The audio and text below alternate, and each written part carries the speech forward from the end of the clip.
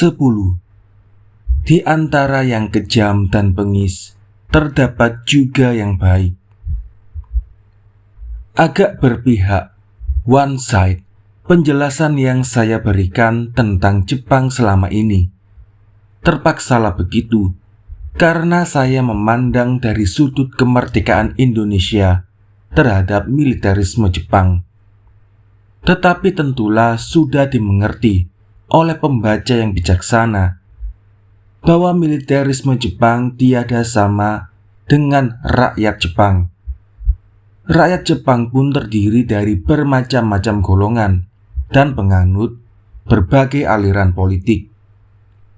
Di Jepang pun tiada sedikit rakyat, terutama di antara buruh, tani, intelijensia rendahan, yang terbuka atau tertutup menentang militerisme, kapitalisme, dan imperialisme Jepang. Tentulah banyak pula di antara buruh, tani, dan intelijensia Jepang itu yang sepaham dengan sebagian buruh, tani, dan intelijensia Indonesia. Dalam masyarakat Jepang yang kecil di Bajah Gozan itu, tiada seluruhnya terbayang oleh masyarakat Jepang umumnya, tetapi sebagian kecil terbayang juga.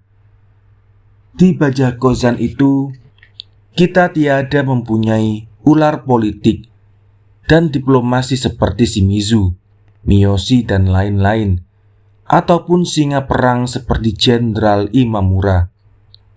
Bajah Gozan bukanlah satu institusi pemerintahan atau kemiliteran Jepang. Bajah Gozan cuma satu perusahaan arang partikelir yang diawasi oleh pemerintah militer Jepang. Seperti di mana ada organisasi penting lainnya bagi tentara Jepang. Begitulah pula pada perusahaan penting seperti tambang arang ini. Jepang menanam Kempetai dengan Kempeiho pembantunya.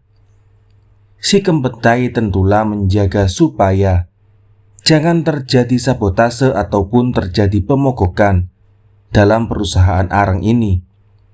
Tetapi selainnya daripada seorang Kempei dan seorang Shikodang, pemimpin peta, maka orang Jepang yang lain-lain adalah pemimpin perusahaan teknik dan dagang. Memangnya mereka umumnya pecinta negaranya, tetapi mereka umumnya warga negara Jepang biasa saja. Pemimpin umum Sumo di pusat administrasi ialah di Bajah Kota adalah seorang ahli hukum yang muda. Mungkin pahamnya lebih kiri daripada paham liberal. Dikatakannya pada suatu hari kepada kami bahwa ahli sejarah di Jepang ada berbagai-bagai. Ada ahli sejarah feodal, ahli sejarah liberal, ahli sejarah sosialistis, bahkan ada pula ahli sejarah yang berpaham komunistis. Dengan tiada memberi kepastian sedikit pun bahwa dia seorang radikal, tetapi dari perkataan tadi sudah dapat dipahami bahwa dia sedikitnya mempunyai pandangan yang luas. Tingkah lakunya pun menunjukkan keliberalannya. Dia mau diajak bersama-sama bermain sepak bola, walaupun dia tiada begitu pandai. Mau diajak nonton sandiwara yang kami atur sendiri berjam-jam lamanya, meskipun dia sedikit saja mengerti.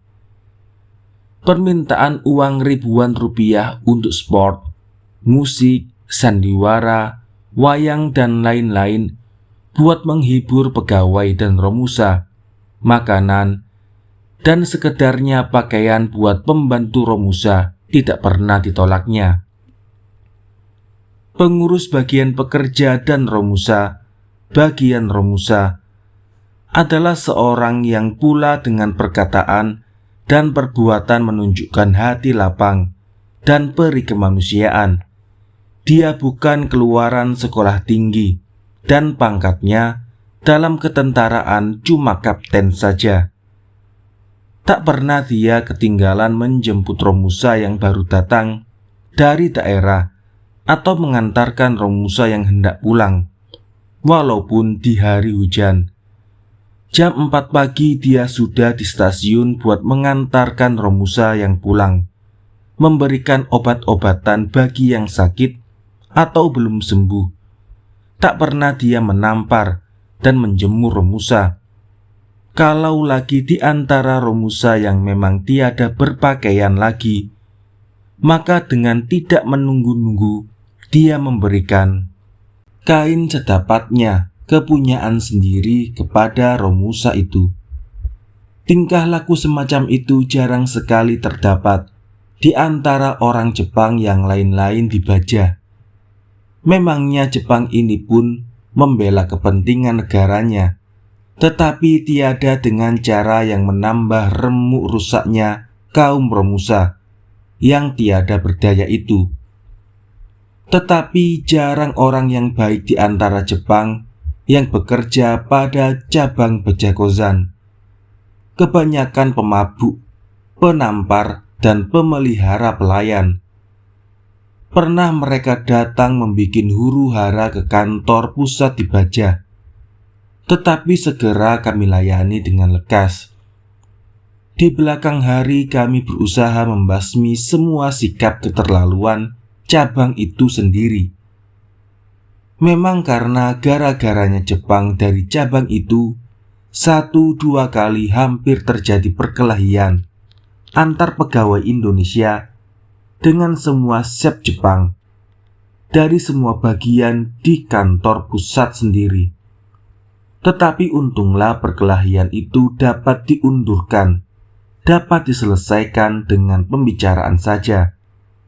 Dan bentrokan itu menambah jernihnya suasana dan mempertinggi penghargaan orang Jepang di kantor pusat terhadap orang Indonesia.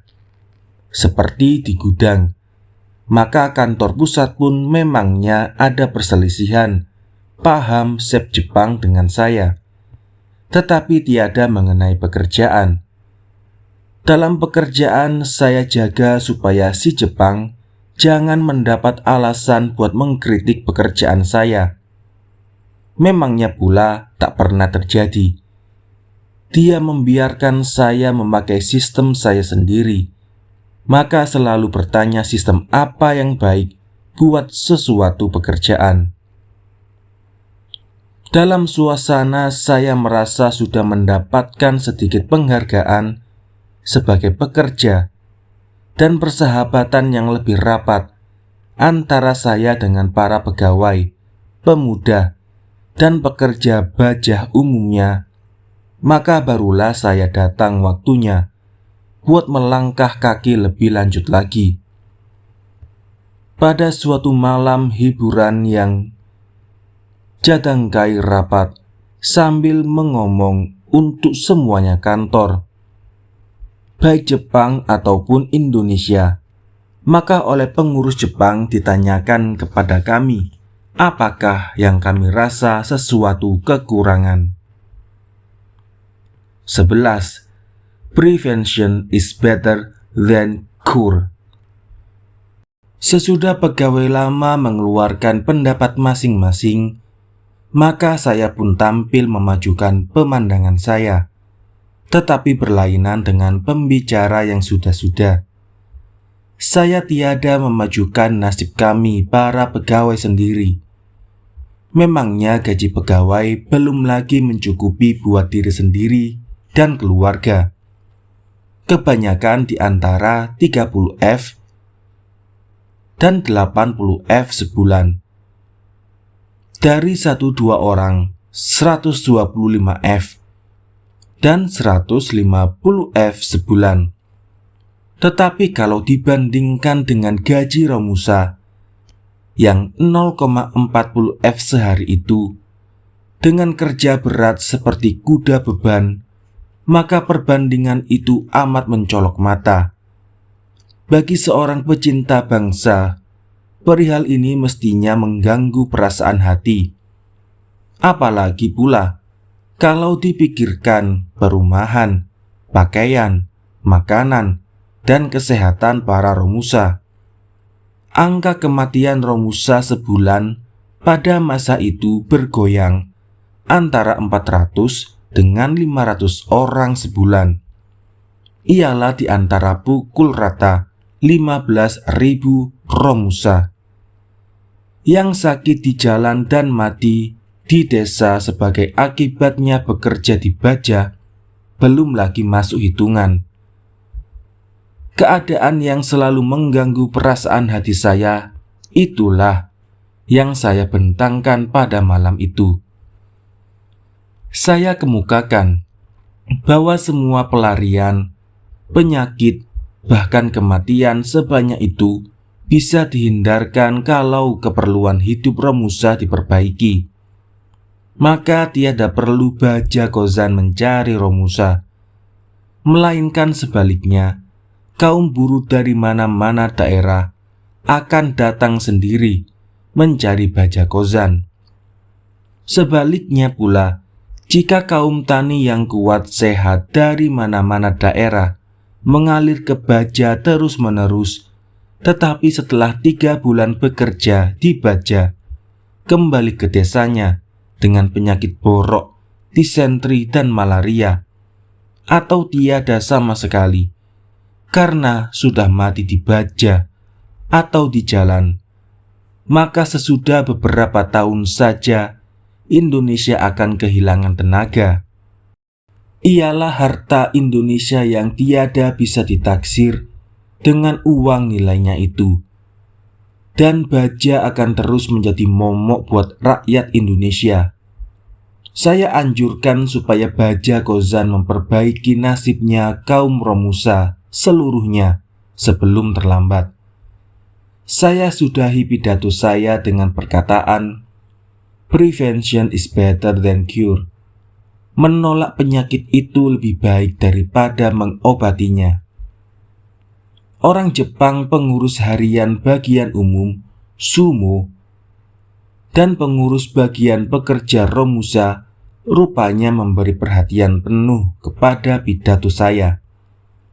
Pengurus Sumo, orang Indonesia yang menerima saya di Jakarta lah yang memberi sambutan dan melahirkan persetujuannya.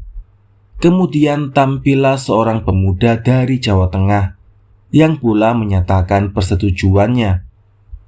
Pemuda inilah yang di belakang hari menjadi salah seorang teman pembantu yang paling rajin.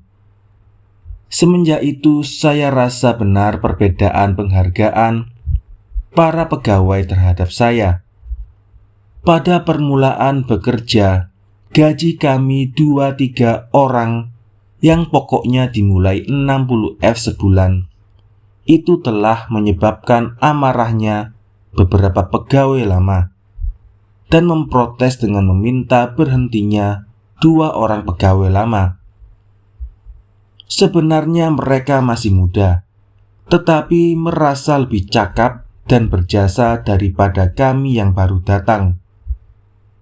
Mereka merasa dilangkahi oleh pengurus Baja Kozan. Mereka sudah bekerja di Baja Kozan semenjak berdirinya. Ialah ketika kantor dan rumah-rumah pegawai masih diselimuti hutan belukar. Mereka tamat mulu pula, sedangkan saya keluaran kelas 2 mulu saja. Walaupun begitu, cuma mendapat gaji masing-masing 45 F sampai 50 F saja sebulan. Perbedaan gaji itu sering dikemukakan di depan saya. Bahkan pernah saya dihina karena gaji besar itu. Tetapi sesudah saya memajukan nasib Romusa dan menganjurkan perbaikan yang radikal dalam rapat sambil duduk tadi, maka gaji besar saya tadi tak pernah disebut-sebut oleh para pegawai kantor pusat lagi. Bahkan seperti sudah saya sebutkan di atas oleh salah seorang pegawai Indonesia keluaran Mulo. Atas kemauannya sendiri, saya diusulkan dalam surat keterangan tentang saya dinaikkan satu kelas, yakni dari kelas 2 naik tamat kelas 3 mulu. Di sekitar saya sudah mendapat beberapa orang pemuda yang cerdas dan jujur, dan sudah insaf akan kewajiban mereka, ialah menaruh perhatian dan memberikan bantuan lahir batin sepenuhnya kepada para romusa. Mereka berasal dari berbagai daerah Indonesia, Jawa, Sumatera, Sulawesi, dan Maluku. Tiadalah perlu dan tidak baik saya sembunyikan di sini bahwa walaupun teori kebangsaan sudah sekian lama didengang-dengungkan oleh para pemimpin nasionalis, tetapi provinsialisme masih amat mendalam di masyarakat Baja, seperti juga pada lain tempat di masa itu. Tetapi dalam keadaan hidup yang sama menghadapi militerisme Jepang, bersama pula timbullah pula kebangsaan yang terikat oleh keperluan bersama, ialah saling menghindarkan perbedaan tak berharga. Saya mendapat kesempatan untuk mengupas kekuatan perangnya Jepang, menunjukkan kebohongan dan akibatnya kerjasama antara Jepang dan Indonesia. Di samping kami nyatalah terlihat salah satu dari akibat anjuran dan kemahiran pidato Bung Karno yang masyhur yang berbunyi, "Setetes keringat Romusa adalah racun bagi sekutu." 12. BPP, Badan Pembantu Prajurit Tentara Peta. Golongan kami semakin besar dan kuat, apalagi Tuan Pengurus Umum, orang Indonesia yang menjadi Ketua Badan Pembantu Keluarga Tentara Peta, ringkasnya BPP, bepergian sebulan 2 bulan lamanya. Selama bepergian itu, Tuan Ketua BPP menunjuk saya sebagai wakil ketua. Angkatan itu tentulah bersifat resmi dan harus disetujui oleh Baja Kozan dan Sonko. Angkatan itu memperluas daerah pekerja saya dan memperbesar golongan kami. Tidak saja saya dengan tak mendapat gangguan kecurigaan Kempetai dan Kempeho bisa mengadakan perhubungan dan permusyawaratan dengan para pengurus BPP di semua cabang Baja Kozan. Ialah tempat tinggalnya keluarga Peta, prajurit pembela tanah air. Dan heiho, akhirnya dan tiada kurang pentingnya, saya dapat dengan leluasa mengadakan perhubungan dengan tentara Peta sendiri. Kesempatan buat berhubungan dengan para pemuda di seluruh Baja Kozan buat dibangunkan, membantu dengan uang dan tenaga tentara Peta, yang di masa itu adalah harapan bangsa. Kesempatan perhubungan dengan resmi dengan semua desa sekitar Baja dan dengan para opsir dari para prajurit Peta yang ditempatkan di Baja, Malimping, dan lain-lain. Saya pergunakan dengan sepenuh-penuhnya. Dengan mengerahkan anggota BPP, tidak saja didapat kesempatan mendapatkan para pemuda seluruhnya Baja Kozan, tetapi juga mendapatkan mereka dengan rakyat dan tentara Peta dan heiho. Tak ada tempat yang terluang yang tiada kami pergunakan. Hari Ahad dan hari liburan kami pakai buat memberikan hadiah uang atau pakaian kepada keluarga prajurit di desa-desa. Hujan panas, lelah letih, tiadalah menjadi halangan buat para pemuda menyeberangi sungai dan mendaki gunung, mengunjungi desa Pangandaran, Cimandak, Cikotok, dan lain-lain. Berangkat pagi jam 4, barulah sore atau malam kami kembali ke rumah. Tetapi jeripaya itu dibalas dengan hasil yang nyata.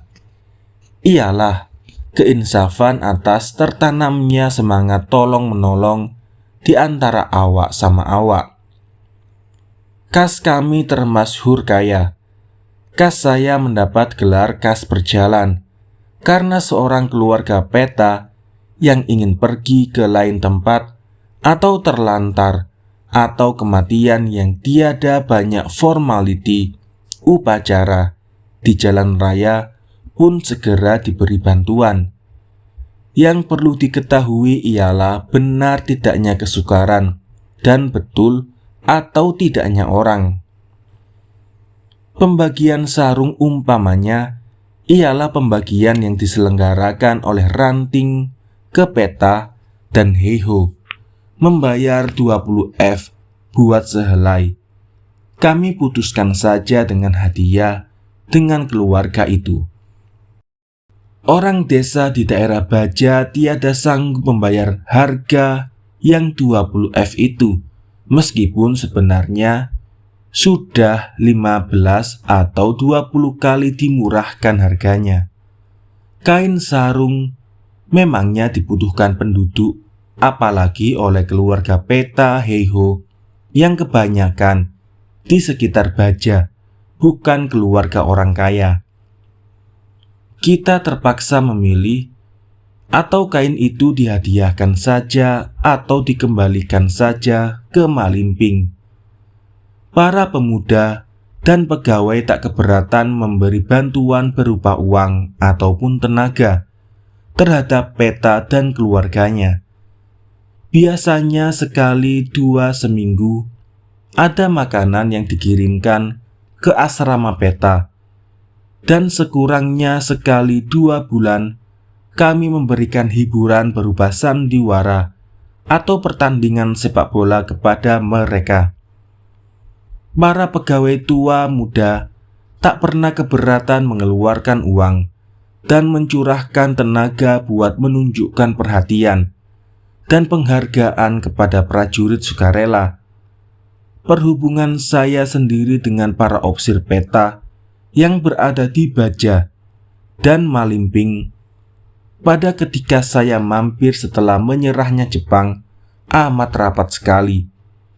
Di antara beberapa opsir dan saya tak ada lagi rahasia tentang keadaan politik dan kemiliteran. Chu dan Ko, kepala kompi peta yang berkedudukan di Baja, selalu memanggil saya kalau dia mendapatkan kabar yang penting. 13. Panitia penyambutan tamu agung Soekarno-Hatta.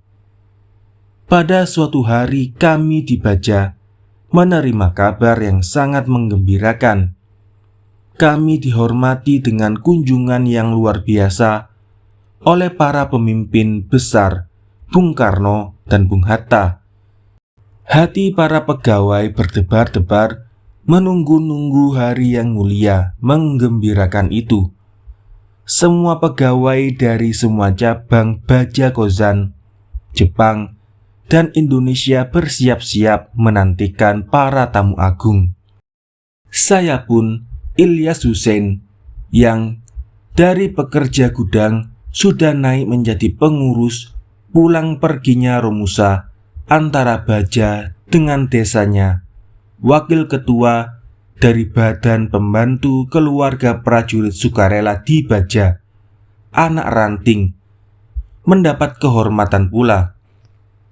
Sebagai limpahannya kehormatan yang diperoleh kota Baja, karena para pemimpin besar bermurah hati datang mencemar-cemarkan kaki ke kota Romusa itu. Oleh para pegawai saya diserahi kewajiban bersama dengan 2-3 pegawai lainnya menerima tamu agung ini di pintu gerbang dan mengirim beliau-beliau ini ke tempat pertemuan selainnya. Daripada itu, saya menerima kebahagiaan pula ialah menghidangkan kue dan minuman kepada para pemimpin besar yang tercinta itu. Alangkah besarnya pula hati saya melihat keikhlasan hati salah seorang teman yang berseri-seri pada wajahnya ketika meminjamkan sehelai kemeja dan dasi kepada saya. Pakaian mana perlu dan pantas saya pakai untuk berhadapan muka dengan para pemimpin besar. Saya sendiri sudah lama memakai pakaian potongan dan tambalan, tak sanggup lagi mengeluarkan pakaian yang bagus-bagus dari tempat simpanan. Setelah beberapa lamanya kami bersiap menanti di pintu kantor pertemuan, maka sekonyong-konyong terdengarlah seruan, "Bersiap di antara pekik, hidup Bung Karno dan hidup Bung Hatta." Tiada berapa lama antaranya, maka kedua pemimpin besar melalui barisan kami. Para pemimpin tamu langsung duduk di kursi yang sudah disiapkan. Pidato Bung Karno, Chuo Sangi In no Kiko, dan Bung Hatta Foku Giko tiadalah perlu lagi saya tuliskan di sini. Pidato itu tak berapa bedanya dengan berlusin-lusin yang diucapkannya di rapat raksasa dan radio, serta ditulis dengan huruf raksasa pula dalam surat-surat kabar. Sari isinya ialah cocok dengan kehendak Jepang penjajah. Kita mesti berbakti dulu kepada Jepang, saudara tua, yang sekarang berperang mati-matian menantang sekutu yang jahanam itu. Cocok dengan Amerika kita setrika dan Inggris kita linggis. Setelah sekutu kalah, maka kita oleh saudara tua akan diberi kemerdekaan. Cocok dengan isi Pancadharma, sehidup semati dengan Jepang dan sesudahnya Perang Asia Timur Raya. Kewajiban kami bekerja pada Baja Kozan menurut Bung Karno ialah memberi bantuan sepenuhnya untuk mempertinggi hasil arang. Sehabisnya Bung Karno dan Bung Hatta berpidato, maka Tuan Sukaryo Wiryo Pranoto mempersilakan hadirin mengemukakan pertanyaan. Hadirin tiada diizinkan berpendapat. Jadinya sistem Jepang dengan Chuo Sangi In-nya terbawa pula ke Baja, kota Romusa. Saya sedang memilih kue yang enak dan minuman yang lezat untuk para tamu agung.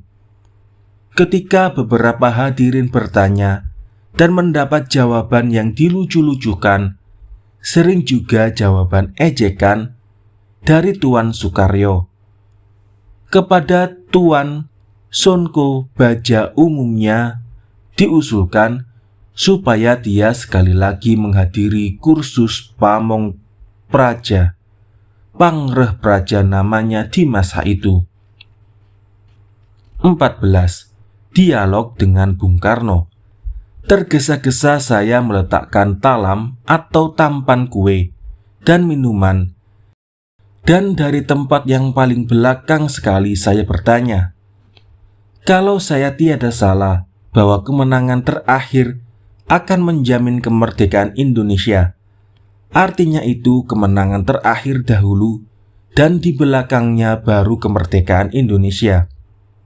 Tanya saya, apakah tiada lebih tepat bahwa kemerdekaan Indonesia lah kelak yang lebih menjamin kemenangan terakhir? Sebagai satu automaton, perkakas yang bergerak sendiri, maka Tuan Sukaryo segera duduk. Bung Karno sebagai telah dimufakatkan lebih dahulu segera berdiri. Dengan sikap tak begitu mempedulikan, maka Bung Karno memberi penjelasan lebih lanjut bahwa kalau kita diberi kemerdekaan sekarang, kita kelak toh akan terpaksa juga memperjuangkan kemerdekaan itu. Buktikanlah saja kita lebih dahulu. Berhubung dengan banyaknya jasa kita, itulah kelak Dai Nippon akan memberikan kemerdekaan kepada kita. Demikianlah isi jawaban Bung Karno. Dengan tiada menunggu izin ketua rapat lagi, saya segera memberi jawaban. Keringkasannya jawaban itu ialah bahwa saya juga insaf benar akan perlunya memperjuangkan kemerdekaan itu. Pun, kalau diberi sekarang kepada kita akan memperjuangkan dengan lebih bersemangat, karena kita tidak akan memperjuangkan kemerdekaan yang dijanjikan, melainkan memperjuangkan kemerdekaan yang dijanjikan ada di tangan kita, yang sudah dirasakan. Sebenarnya saya menyerobot berpidato terus dengan memberi dua contoh. Contoh yang pertama ialah seorang gembala pengejut pada sebuah desa yang di belakangnya masyhur sebagai pemberani, karena ia dengan sebuah parang saja menyerang macan di sarangnya dan membunuh macan itu. Keberanian itu timbul sesudah raja hutan tadi menerkam kerbaunya. Ketakutan bertukar menjadi keberanian, sebab membela hak yang nyata, yang ada di tangan. Contoh yang kedua menunjukkan sikap yang sebaliknya. Gibbon dalam sejarah jatuhnya kerajaan Romawi menunjukkan bahwa sebab jatuhnya kerajaan Romawi yang terpenting ialah karena kaum pekerja dalam masyarakat Romawi sebagian besar terdiri dari budak belian. Mereka tak peduli sama sekali dengan ternak, perkakas, dan pekerjaannya, sehingga produksi merosot ke bawah. Dengan merosotnya produksi, maka merosotlah pula pertahanan negara. Daripada dua contoh tersebut, saya mengambil kesimpulan bahwa semangat membela naik dengan adanya hak nyata di tangan kita, manusia. Dengan adanya hari kemerdekaan di tangan kita, maka kita akan berjuang mati-matian membela hak itu. Sumbangan kita melawan imperialisme sekutu sambil membela kemerdekaan kita itu akan memperkuat jaminan untuk kemenangan terakhir. Itulah saya maksudkan dengan pertanyaan di atas yang berbunyi, apakah tiada lebih tepat bahwa kemerdekaan Indonesia kelak akan menjamin kemenangan terakhir? Tepat dengan berhentinya saya berpidato, Bung Karno berdiri pula. Beliau mengelus-elus lengan baju, merapikan pakaian, sambil memandang kiri kanan, seolah-olah hendak menunjukkan kepada hadirin bahwa tidak pantas Baja Kota Romusa terkenal sebagai kota nyamuk malaria, kata Tuan Sukaryo. Membantah pahamnya banteng besar Indonesia. Sedangkan puluh ribu halayak pada sembarang rapat raksasa di Pulau Jawa ini cuma tahu menyambut pidato Bung Karno yang berapi-api itu dengan tepuk sorak yang gemuruh saja. Bung Karno sekarang mengeluarkan suara yang menggentarkan kota kecil di Baja, dan pula mengakhiri pidatonya dengan kesimpulan yang saya dan beberapa pegawai lainnya menganggap amat penting, ialah kalau Dai Nippon sekarang juga memberikan kemerdekaan kepada saya, maka saya, ialah Soekarno, tiada akan terima. Saya hendak kembali melanjutkan perdebatan. Saya hendak mengkritik kesimpulan tersebut di atas dari ucapan Bung Karno yang lain-lain. Tuan Sonko pun yang selama ini seolah-olah terlena kena ejekan Tuan Sukaryo minta bicara pula. Tetapi apa yang sudah saya nanti-nanti selama ini sekarang terjadi. Seorang Indonesia yang begitu mahir bahasa Jepangnya, sehingga bahasa Indonesianya sendiri dijepangkannya. ialah pembantu Jepang di Bajagosan yang berlaku sebagai pengawas terhadap para pegawai Indonesia yang pada tiap-tiap jadangkai menghalang-halangi saya. Sedangkan sekarang merasa sampai saatnya untuk memutuskan, saya terpaksa tidak mengizinkan lagi Tuan Hussein berbicara. 15. Romusa sebagai bencana nasional. Yang lebih penting buat saya pada waktu itu adalah politiknya Bung Karno. Sudah lebih jelas buat para pemuda dan pegawai Bajagosan ketika besok harinya Bung Karno berseru di antara para romusa tambang di Gurmadur, cabang Bajagosan yang terbesar, mengatakan bahwa Bung Karno sendiri juga sama dengan saudara romusa yang hadir.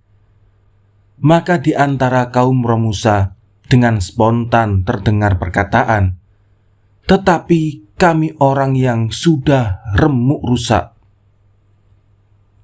Kalau memangnya setetes ataupun 1001 tetes saja keringat romusa yang mengalir sebagai racun buat sekutu itu, tiadalah peristiwa semacam itu berarti sama sekali. Tetapi kalau sampai 80%, kalau tidak lebih, yang mati, hilang, atau rusak sama sekali. Di antara 15.000 romusa yang tinggal kerja di Bajagosan, dihubungkan dengan perhitungan yang sederhana, bahwa lebih kurang 50.000 setahun yang pulang pergi antara beberapa daerah dari Baja. Maka angka ini sesudah diluaskan menjadi peristiwa romusa buat seluruhnya Indonesia yang dipekerjakan di Asia Tenggara untuk membuat jalan, benteng pertahanan, dan lapangan terbang Jepang. Maka kehilangan romusa yang ditaksir 3 atau 4 juta banyaknya itu selama pendudukan Jepang tiada lagi berarti bencana daerah, melainkan sudah menjadi bencana nasional. Lebih dahsyat dan lebih jauh akibatnya daripada letusan sebuah gunung. Apalagi kalau perampasan jiwa dan tenaga romusa itu diperhitungkan pula dengan kemusnahan para prajurit Heiho di Papua, Kalimantan, Birma, atau di mana saja Jepang kelak merampas tanah, harta benda, dan gadis bangsa lain, serta dihubungkan pula dengan kekurangan makanan penting karena rampokan Jepang dan sehari-hari. Dalam beberapa keturunan saja, kemusnahan tenaga kuat itu akan mengancam adanya bangsa Indonesia di muka bumi ini. Pidato Bung Karno yang mahir dan berapi-api, tentangan pemakaian romusa, pengumpulan padi, pengumpulan Mas Intan, dan persetujuan Bung Karno dengan perantaraan Hokokainya yang menyetujui dan membantu pengerahan wanita dan pemudi Indonesia di semua lapangan pembelaan, cuma akan mempercepat demoralisasi atau kemusnahan orang Indonesia sebagai bangsa. Belum kita insaf akan kerusakan romusa kalau belum pernah kita pergi mengantarkan romusa ke daerahnya di Jawa Tengah. Pekerjaan mengantarkan romusa ke daerahnya masing-masing ini adalah pekerjaan diperebutkan oleh para pegawai. Buat siapa saja mengantarkan romusa berarti beristirahat dengan ongkosnya Bajagosan. Walaupun pergi ke salah satu daerah itu biasanya memakan tempo 3-4 hari kerja, tetapi pulang pergi saja sudah berarti seminggu lebih. Dan dengan 1001 alasan lain, seperti kurang enak badan, ketinggalan kereta, tergelincir di atas kulit pisang dan sebagainya, maka istirahat yang 10 hari dianggap normal itu bisa diperpanjang menjadi 2 minggu bahkan sebulan. Semua ongkos perjalanan, penginapan, ongkos luar biasa dan lain-lain ditanggung pula oleh Baja Kozan dengan uang kertas Jepang yang tak pernah usang jatuh di tangan para pegawai. Istirahat itu sebenarnya perlu buat para pegawai Baja, karena hari liburan lebih dari 1-2 hari sebelum saya kenal. Buat saya sendiri mengantarkan Romusa, atau lebih tepat beristirahat untuk mengunjungi keluarga memang tiada pada tempatnya. Saya tak mempunyai seorang pun anggota keluarga di Jawa. Tetapi besar artinya mengantarkan Romusa itu buat siapa saja, kalau dipandang dari penjuru kesosialan dan pengalaman.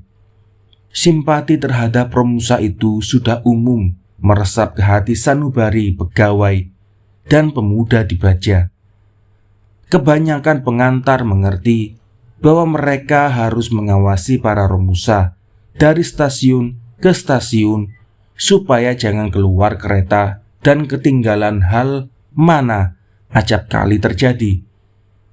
Para Romusa ingin membeli ini atau itu, ingin pergi buang air dengan tiada memedulikan lonceng kereta. Mereka buta huruf, banyak yang tidak mengerti bahasa Sunda atau Indonesia. Sekali ketinggalan maka bahayalah yang dihadapi oleh mereka. Maka untuk betul-betul mengetahui keadaan Romusa yang sesungguhnya di perjalanan, haruslah seorang pegawai itu mempunyai pengalaman mengantarkan mereka ke daerahnya, supaya Romusa itu diantar sampai ke daerahnya. Adalah salah satu usul dari pegawai Baja Kozan juga, yang terbit dari perasaan tanggung jawab terhadap nusa dan bangsa. Sebab pada suatu hari memangnya kekurangan pengantar, maka oleh pengurus Baja Kozan saya diminta mengantarkan Romusa ke Jawa Tengah. Saya ambil kesempatan ini buat mendapatkan pengalaman dan buat beristirahat, yakni mengelilingi beberapa daerah di Jawa Barat dan Tengah, yang belakangan inilah yang sangat saya harapkan pula setelah beberapa lama. Dia adalah dapat ditulis pada 1-2 halaman saja kesusahan mengantarkan Romusa bagi seseorang yang mempunyai rasa tanggung jawab dan peri kemanusiaan. Penyakit borok Baja yang kecil pada waktu berangkat dan dalam sehari perjalanan saja sudah meluas dan mendalam, susah sekali dikenali. Biasanya Romusa yang mempunyai surihan atau garis kecil saja, waktu diperiksa diizinkan saja oleh dokter berangkat ke daerahnya. Suriha kecil itu besoknya sudah menjadi besar dan busuk. Romusa yang mengandung penyakit malaria ataupun disentri tidak suka mengatakan kepada dokter dan berusaha menyembunyikan supaya boleh dipulangkan. Penyakit itulah yang menimbulkan bermacam-macam kesusahan bagi pengantarnya. Urusan makanan pada tempat penginapan yang disediakan oleh Baja Kozan buat para Romusa seperti di Rangkas dan di Jakarta tiada selalu memberi kepuasan. Biasanya Romusa yang sudah lapar itu terpaksa mengambil tempat tidur di mana saja, atau sama sekali tiada tidur. Pagi benar, jam 4, mereka sudah dibangunkan untuk berangkat terus. Di kereta tempat tidak selalu tersedia. Gerobak harus istimewa buat Romusa saja. Penumpang biasanya akan lari meninggalkan tempatnya di kelas 2 atau 3 kalau seorang saja Romusa yang sesat masuk, apalagi kalau yang masuk itu borokan pula. Kebetulan pula ketika pertama kali saya mengantarkan Romusa, maka antara Baja dan Jakarta terjadi kemalangan yang menyedihkan. 2 orang Romusa meninggal berturut-turut di Rangkas dan Warung Panjang. Nama, keluarga, dan desa mereka tiada terdapat dalam daftar yang saya bawa. Sep stasiun dirangkas meminta supaya saya memberikan keterangan jelas tentang mayat itu, nama, keluarga, desa, dan lain-lain. Katanya supaya dia bisa mempertanggungjawabkan kepada polisi yang akan menguburkan kelak. Tentulah saya tiada bisa memberikannya. Saya bangunkan rasa kebangsaan kepada saudara Sep itu, tetapi dia tetap menuntut keterangan cukup tentang mayat dan meminta supaya saya pergi sendiri ke kantor polisi memberikan keterangan formal. Usul saya supaya polisi ditelepon saja ke Baja, dan keberatan saya ialah kalau saya turun dan layani mayat yang satu itu, siapakah pula gerangan yang akan melayani mayat yang lebih banyak kalau saya mesti tinggalkan kereta dan Romusa yang saya antarkan? Mulanya tiada didengarkan.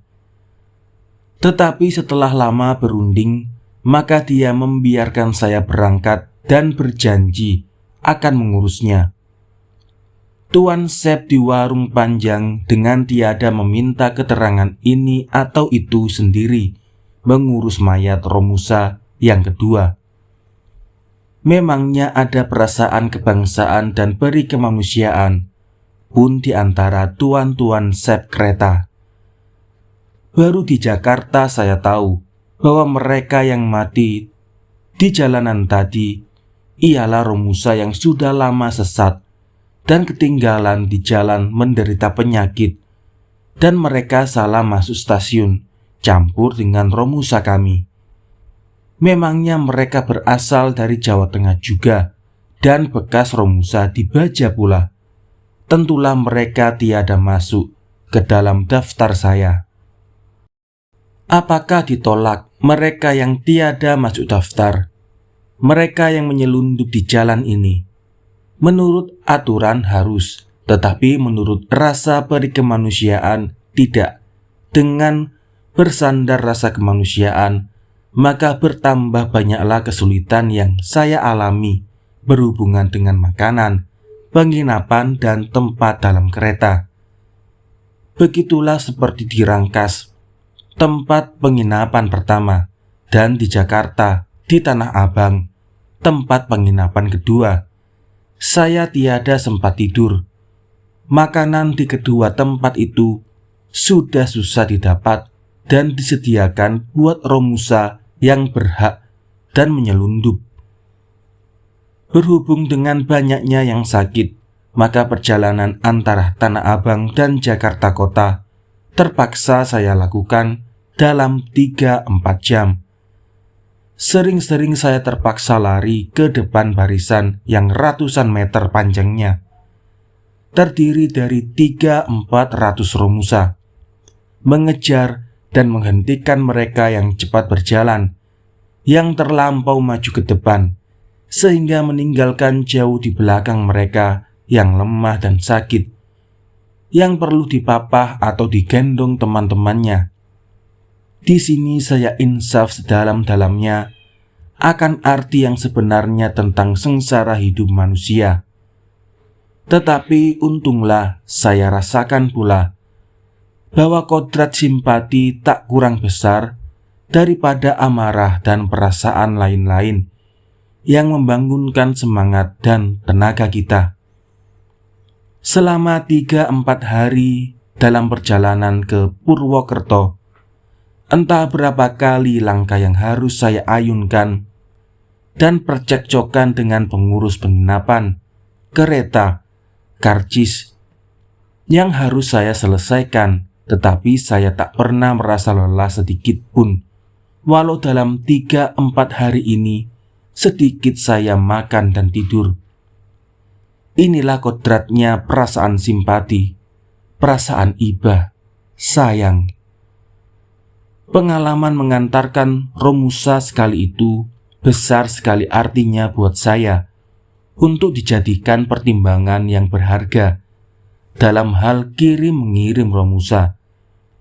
Berdasarkan pengalaman, maka belakang hari saya mengusulkan ini itu yang berhubungan dengan makanan, obat-obatan, penginapan, dan transport, dan terutama pula dengan sifatnya pegawai pengantar yang diperlukan buat keselamatan Romusa yang sudah remuk rusak dan dipulangkan ke desanya. Dengan semangat yang semakin lama semakin baik di antara pegawai tua dan muda di kantor baja, maka lama-kelamaan dapatlah dijaga supaya Romusa yang dikirim pulang itu sampai ke desanya dengan tiada kekurangan sesuatu apa dan mempunyai sedikit uang di sakunya. Selain daripada pengalaman yang berguna buat pemeliharaan Romusa, maka saya juga dengan segala perhatian dan kegembiraan dapat mempelajari beberapa daerah di Jawa Barat dan Timur. Bisikan anti Jepang yang mulanya perlahan-lahan, makin lama makin terdengar. Kerjasama Nippon Indonesia sudah mulai diejek-ejek. Setelah 2-3 minggu berputar-putar, maka kembalilah saya ke baja, membawa pengalaman dan kesan yang baru tentang rakyat Indonesia umumnya dan tentang arti setetes keringat Romusa khususnya. 16. Memperbaiki kesehatan Romusa dan masyarakat tani sekitar baja. A. Mengadakan dapur umum dan kebun sayur.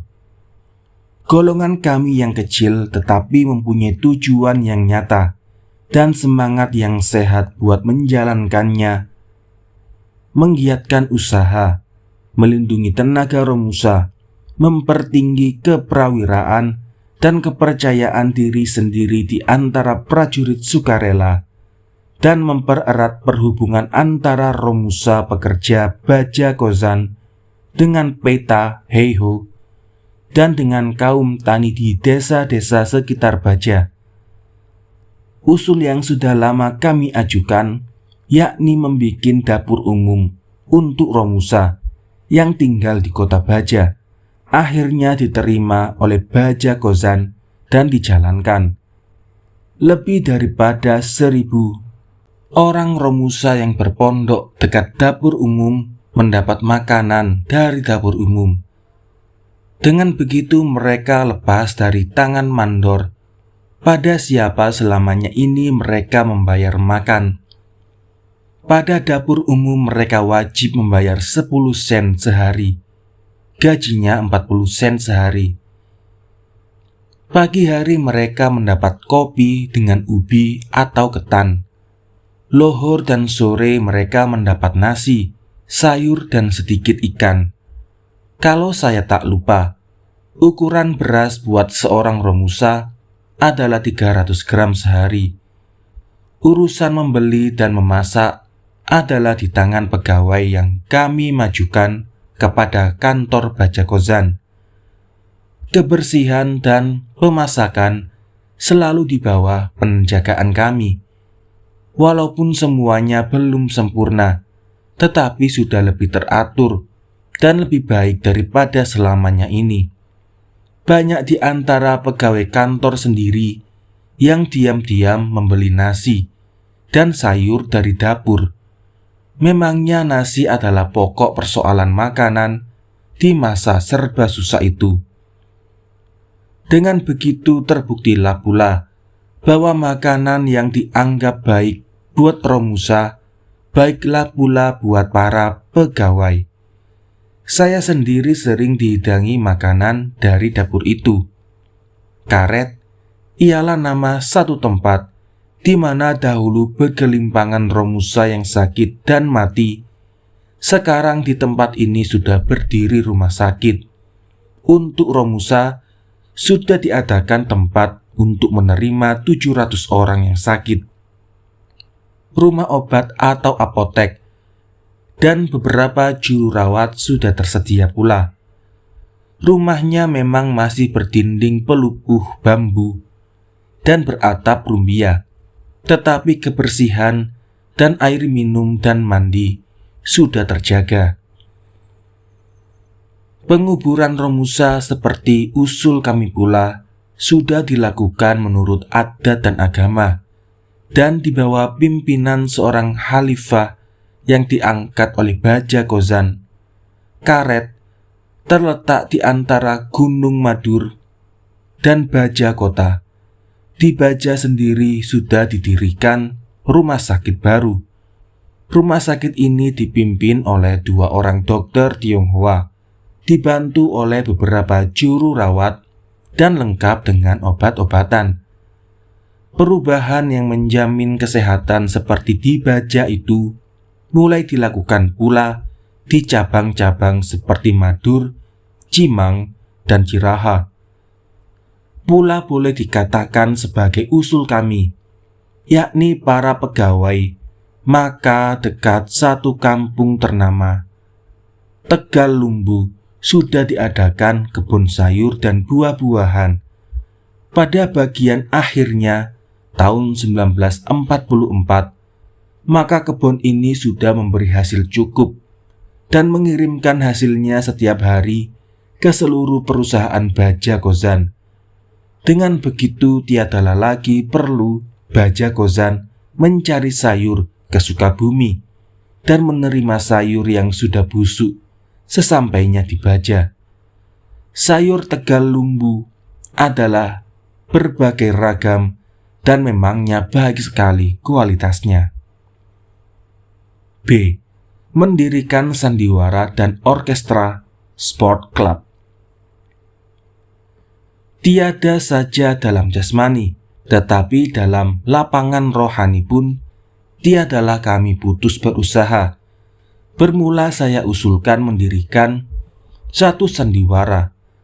Usul ini diterima dan dijalankan giat sekali oleh para pemuda.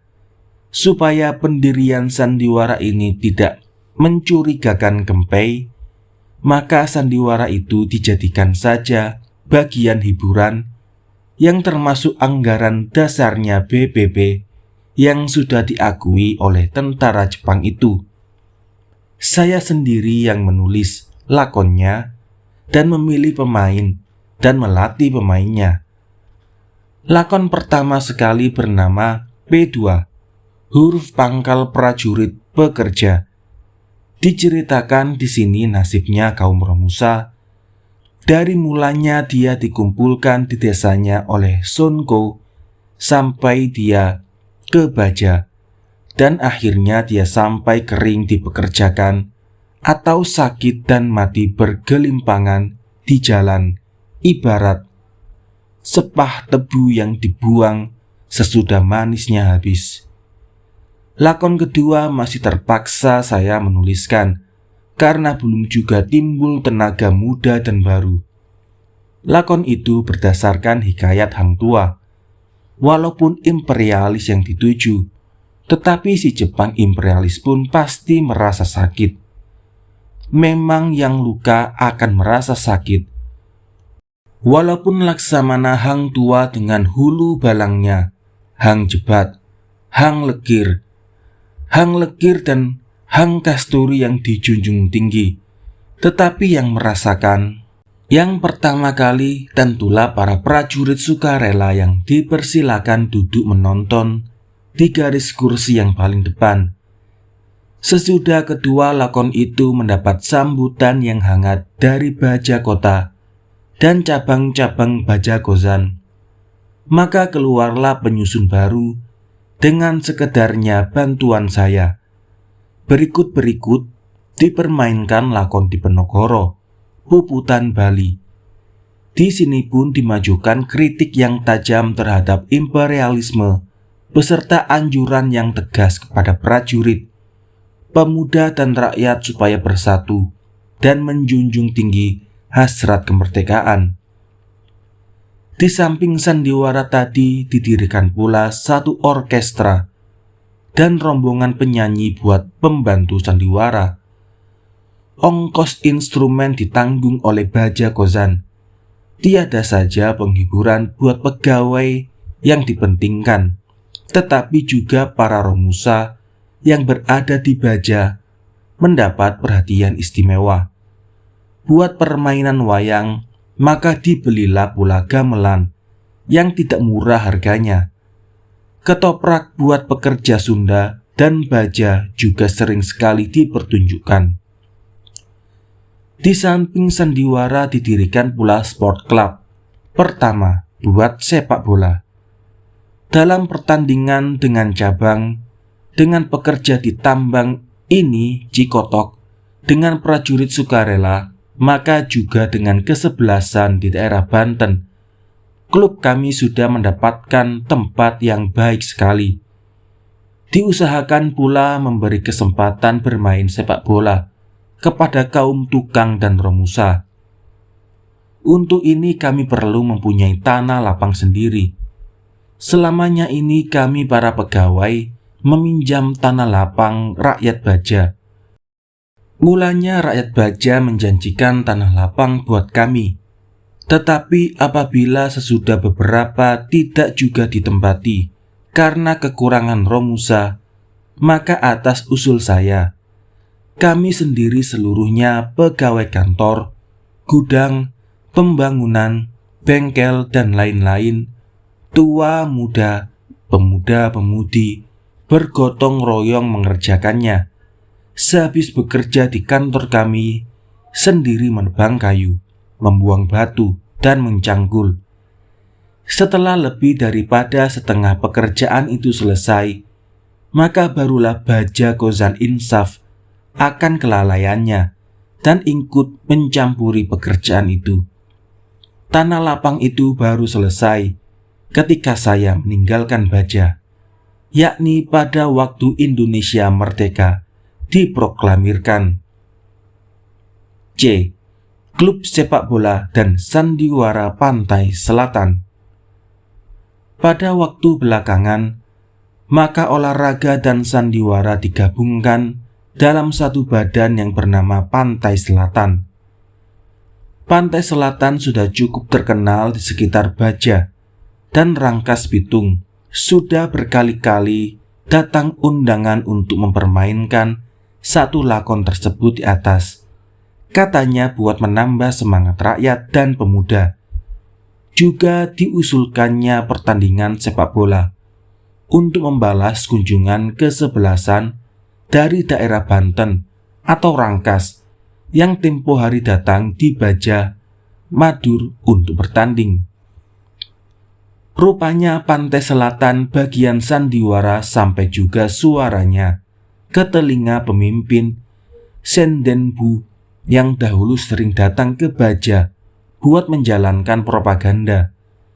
Setelah salah seorang di antara kami bertanyakan, kenapa Sendenbu tiada lagi datang ke Baja mempermainkan lakonnya, maka dengan senyum yang mengandung arti dijawab, kami yang sepatutnya memanggil Pantai Selatan ke Jakarta. Lakon kami juga tiada luput dari pengawasan sensor, pemeriksaan kaisatsu. Tetapi biasanya saya sendiri mengurusnya dengan pemuda polisi.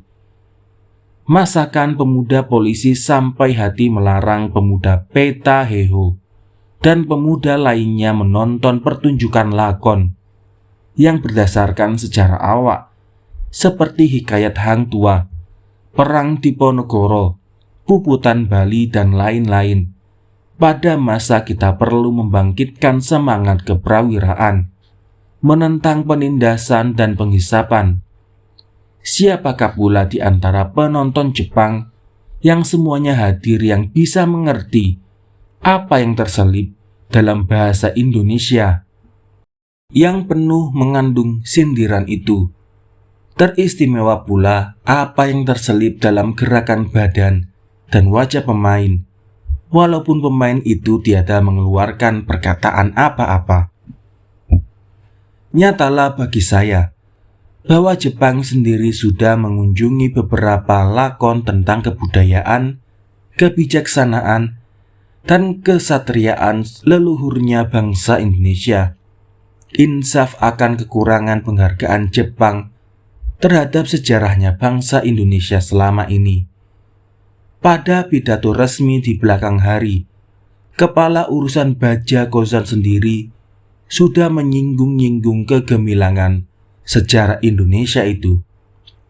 Dengan begitu, tidak saja kepercayaan diri dan keprawiraan pemuda Indonesia bisa kami bangkitkan, tetapi juga penghargaan Jepang terhadap kita juga bisa dikoreksi dan dibetulkan.